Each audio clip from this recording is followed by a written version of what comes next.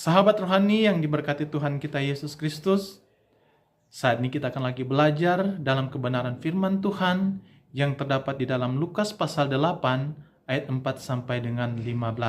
Lukas pasal 8 ini merupakan bagian penting dari pelayanan Yesus di Galilea yang menyoroti pengajaran Yesus melalui perumpamaan dan manifestasi kuasanya. Lukas sebagai penulis Injil menekankan bahwa Yesus bukan hanya seorang pengajar, tetapi juga Tuhan yang berotoritas penuh atas kehidupan manusia. Konteks langsung dari Lukas pasal 8 ayat 4-15 ini adalah perumpamaan tentang penabur yang menjadi salah satu ajaran kunci Yesus mengenai penerimaan manusia terhadap firman Allah. Yesus menceritakan perumpamaan ini di hadapan banyak orang yang datang dari berbagai kota. Namun meskipun banyak yang mendengar, tidak semua mengerti maknanya. Karena itu Yesus menjelaskan secara khusus kepada murid-muridnya bahwa perumpamaan itu mengandung rahasia kerajaan Allah.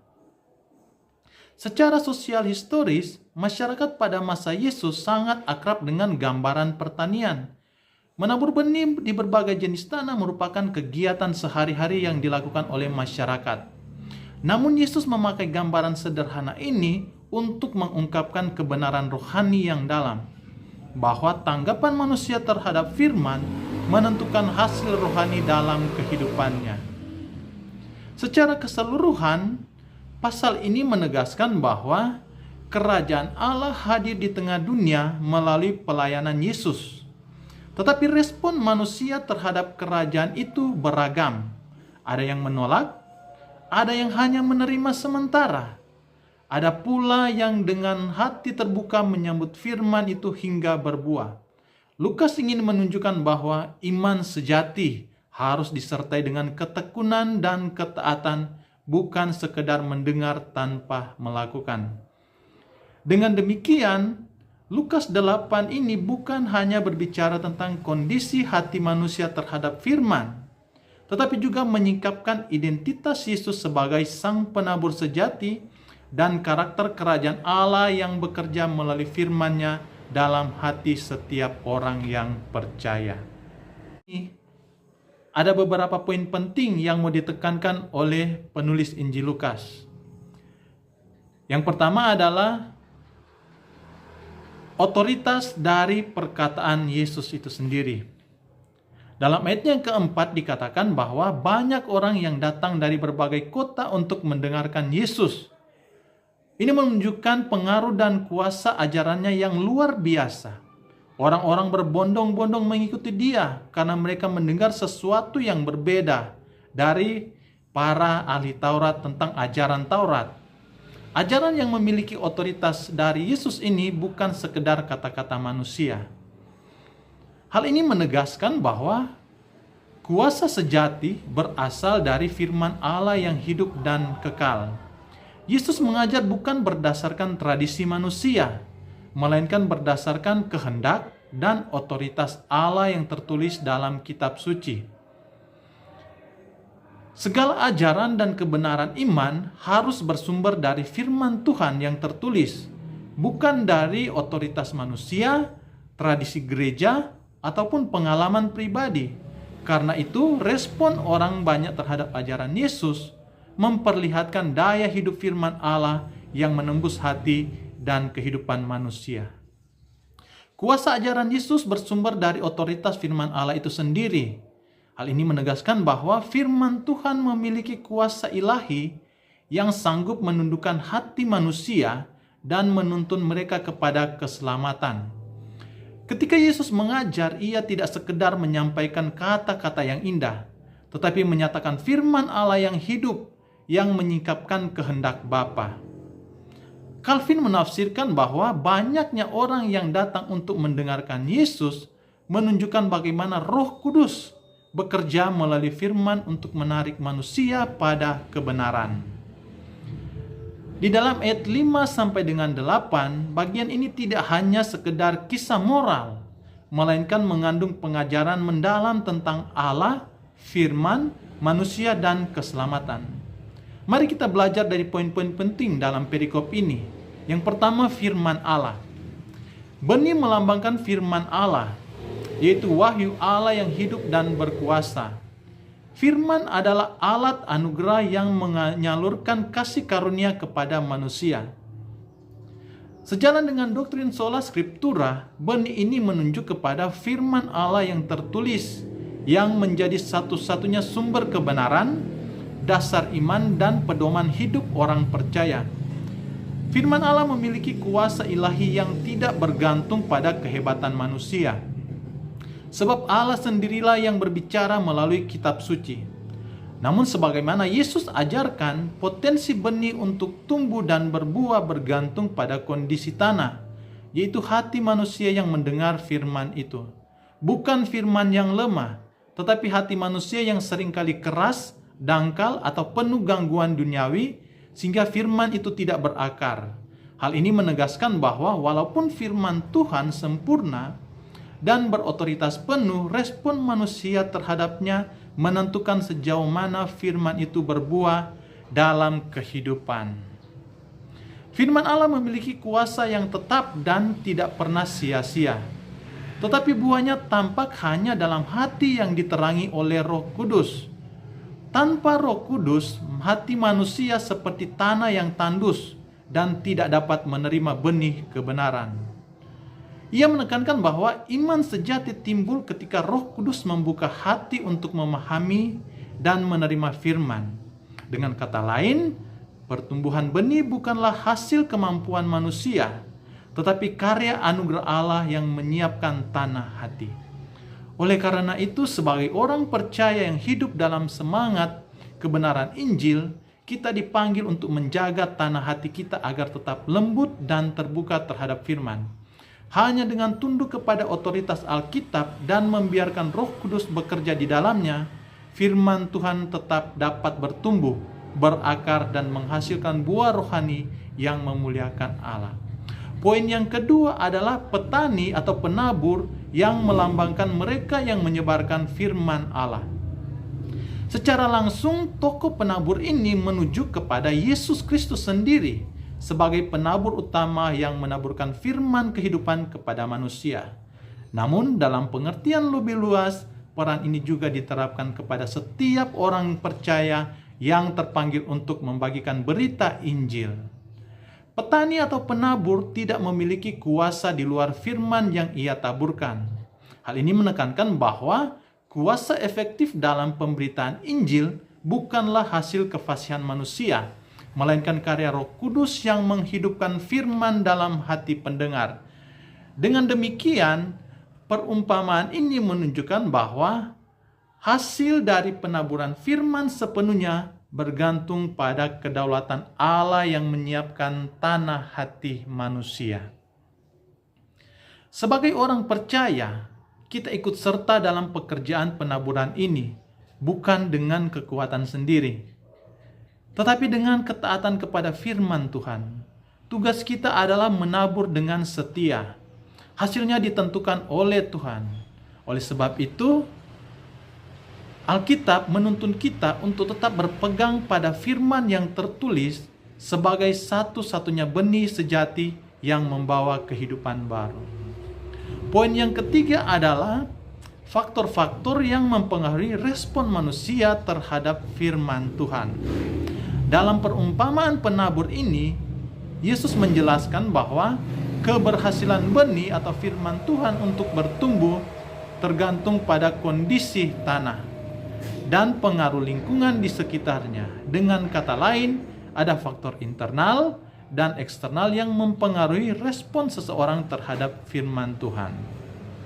Faktor internal ini merujuk pada kondisi tanah. Kondisi tanah menggambarkan keadaan rohani dan moral seseorang ketika menerima firman Tuhan. Hati manusia dipandang sebagai tempat firman itu harus berakar, dan Alkitab menjadi cermin untuk menilai keadaan hati itu. Hati manusia pada dasarnya telah rusak oleh dosa dan tidak mampu menerima firman Allah tanpa karya Roh Kudus. Tanpa penerangan Roh Kudus, firman hanya menyentuh telinga, tetapi tidak menembus hati manusia.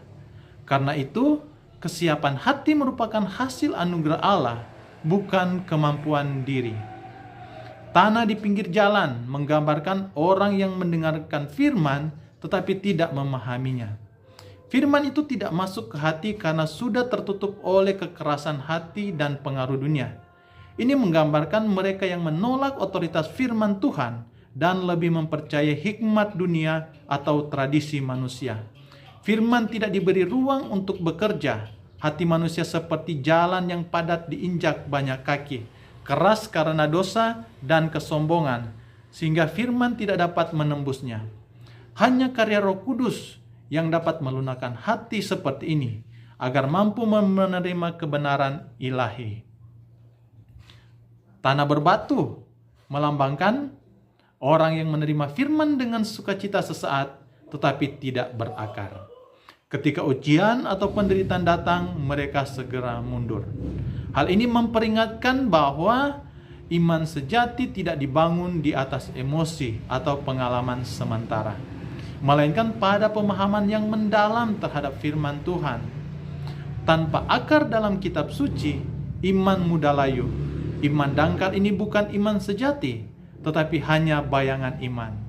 Ia muncul cepat tetapi tidak tahan menghadapi kesulitan, karena tidak bertumbuh dalam pengenalan akan firman. Hanya mereka yang terus dibentuk oleh Roh melalui firman yang dapat berakar dalam Kristus. Tanah yang penuh duri menggambarkan mereka yang mendengar firman tetapi membiarkan kekhawatiran hidup, kekayaan, dan kenikmatan dunia mencekik pertumbuhannya. Ini menunjukkan bahaya kompromi antara firman dan dunia.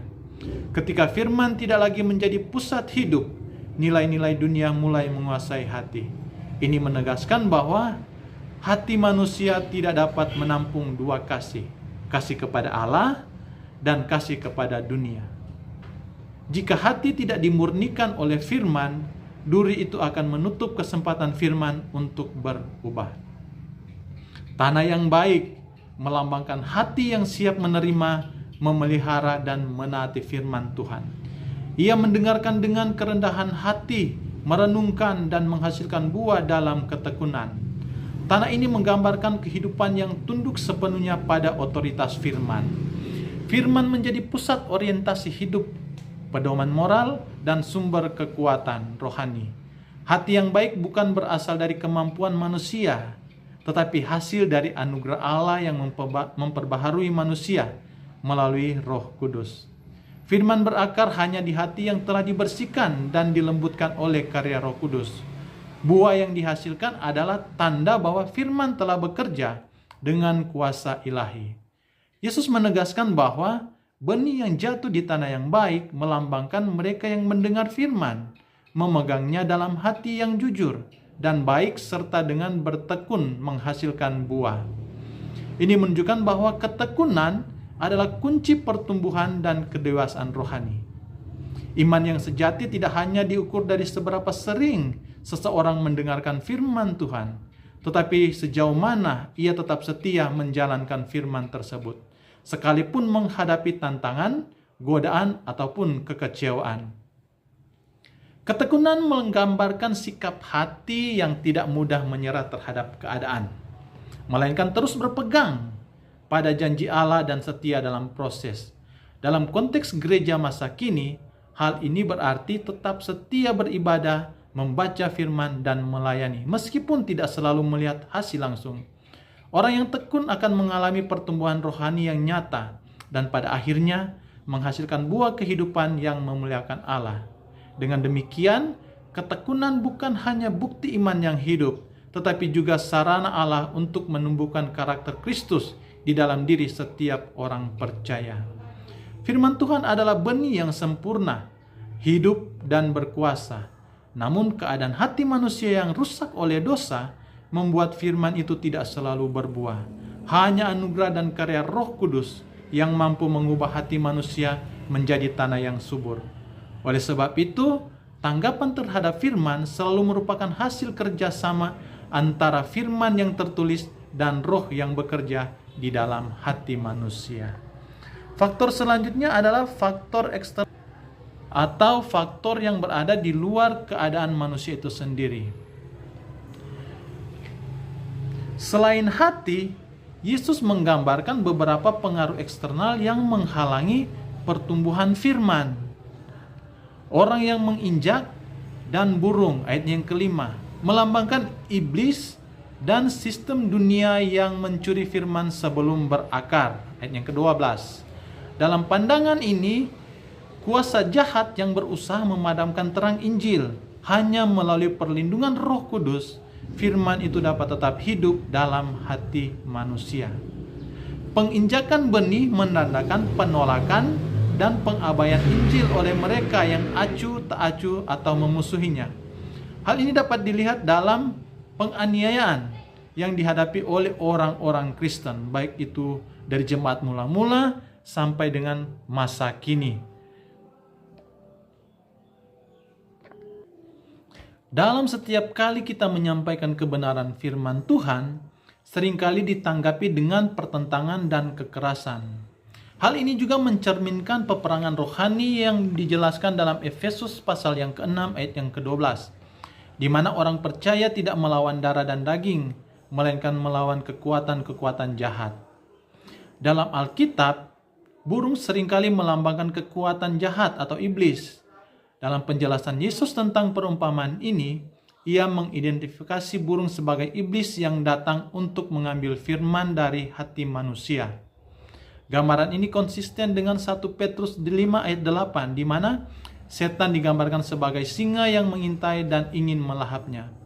Peristiwa melahap benih tersebut menggambarkan pertempuran rohani bagi setiap orang percaya dan perang aktif musuh dalam mencegah Injil berakar. Hal yang selanjutnya adalah kekurangan air, ayatnya ke-6. Ini menggambarkan iman yang dangkal, orang yang menerima firman dengan gembira tetapi tidak berakar dalam kebenaran Alkitab. Ketika pencobaan datang, mereka mundur. Ini menegaskan pentingnya peneguhan iman melalui pengajaran yang murni dari kitab suci, bukan sekedar emosi atau pengalaman rohani sementara, karena mereka tidak memiliki air. Ketiadaan air menandakan tidak adanya kuasa Roh Kudus yang menopang kehidupan orang percaya. Dalam Alkitab, air seringkali melambangkan Roh Kudus. Yohanes 7 ayat 37-39. Tanpa makanan dari Roh Kudus, iman tidak dapat bertumbuh.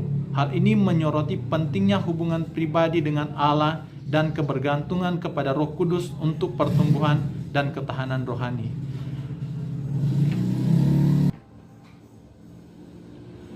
Terhimpit oleh semak duri menggambarkan kekayaan, kesenangan dunia, dan kekhawatiran hidup yang mencekik firman. Calvin menegaskan bahwa hati yang terikat pada dunia tidak dapat memberi tempat bagi firman untuk berbuah. Karena itu, sola scriptura mengingatkan bahwa hanya firman yang harus menjadi pusat dan otoritas tertinggi dalam hidup orang percaya, bukan hal-hal duniawi. Tercekiknya bibit-bibit itu menggambarkan bagaimana kekhawatiran dunia ini dapat menghambat pertumbuhan firman, mencegah firman Tuhan berbuah dalam kehidupan orang percaya. Hal ini sejalan dengan penjelasan Yesus selanjutnya dalam Lukas pasal 8 ayat 14, di mana ia mengidentifikasi duri sebagai kekhawatiran, kekayaan, dan kenikmatan hidup. Gambaran tercekik menyampaikan perasaan kewalahan atau dikuasai yang menyoroti bahaya membiarkan kekhawatiran duniawi mendominasi fokus seseorang. Ini berfungsi sebagai peringatan untuk tetap waspada dan memprioritaskan kesehatan rohani di atas kekhawatiran duniawi. Mengamankan ajaran yang ditemukan dalam ayat-ayat lain seperti Matius 6 ayat 33, di mana orang percaya didorong untuk mencari dahulu kerajaan Allah. Poin yang keempat adalah tujuan perumpamaan. Perumpamaan merupakan metode pengajaran yang digunakan Yesus menggunakan kisah-kisah sederhana untuk menyampaikan kebenaran rohani yang lebih mendalam. Perumpamaan berfungsi untuk mengungkapkan kebenaran kepada mereka yang terbuka untuk menerimanya, sekaligus menyembunyikan dari mereka yang buta rohani. Tujuan ganda ini menentang kita untuk mencari pemahaman yang lebih dalam dan keterbukaan terhadap firman Tuhan. Rahasia kerajaan Allah mengacu pada kebenaran ilahi yang tersembunyi, tetapi kini diungkapkan melalui Yesus.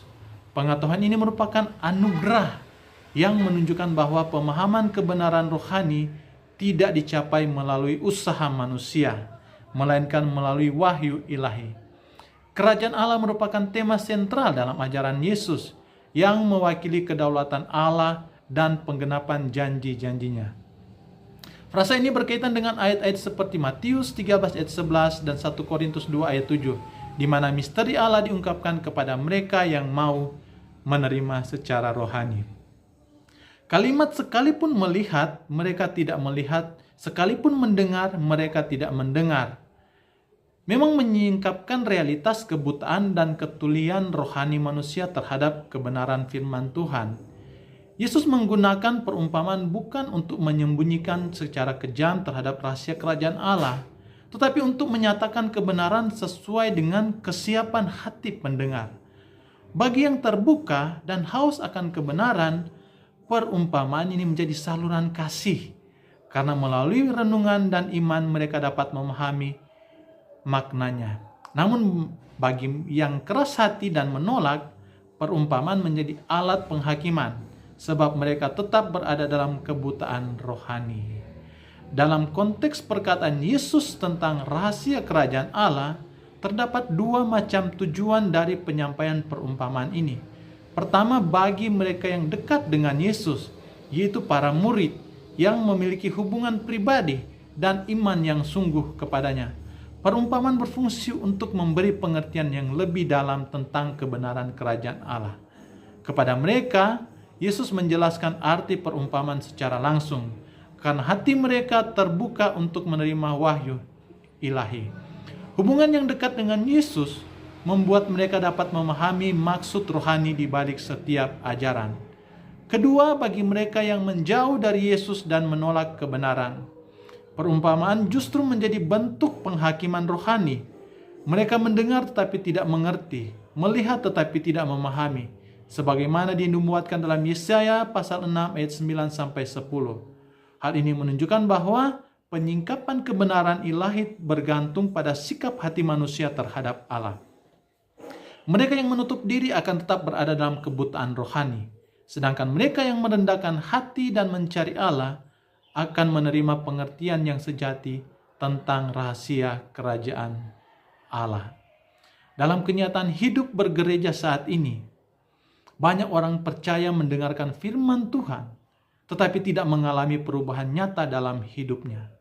Firman yang seharusnya menumbuhkan iman dan membentuk karakter seringkali hanya berhenti pada pendengaran, tidak sampai pada penghayatan dan ketaatan. Salah satu penyebab utama hal ini adalah sikap hati terhadap pemberita firman. Seringkali jemaat menilai firman bukan berdasarkan pada kebenarannya, tetapi berdasarkan siapa yang menyampaikannya. Jika pemberitanya disukai atau dianggap berwibawa, mereka mendengarkan dengan sungguh-sungguh. Namun jika pemberitanya tidak disukai, mereka cenderung menutup hati mereka. Sikap seperti ini menunjukkan bahwa fokus iman telah berpindah dari firman itu sendiri kepada pribadi manusia. Akibatnya, kuasa firman Tuhan tidak lagi berdampak karena hati tidak terbuka untuk menerima kebenaran firman Tuhan. Kondisi ini mencerminkan apa yang dikatakan Yesus bahwa sekalipun mendengar, mereka tidak mengerti. Artinya, masalah utama bukan pada isi firman, tetapi pada kesiapan hati pendengar. Oleh sebab itu, orang percaya masa kini dipanggil untuk belajar mendengarkan firman Tuhan, bukan karena siapa yang menyampaikannya, melainkan karena firman itu berasal dari Allah sendiri. Ketika hati terbuka dan fokus diarahkan kepada Tuhan, maka firman itu akan bekerja mengubahkan kehidupan secara nyata. Demikianlah firman Tuhan kita pada saat ini. Tuhan Yesus memberkati kita sekalian. Amin.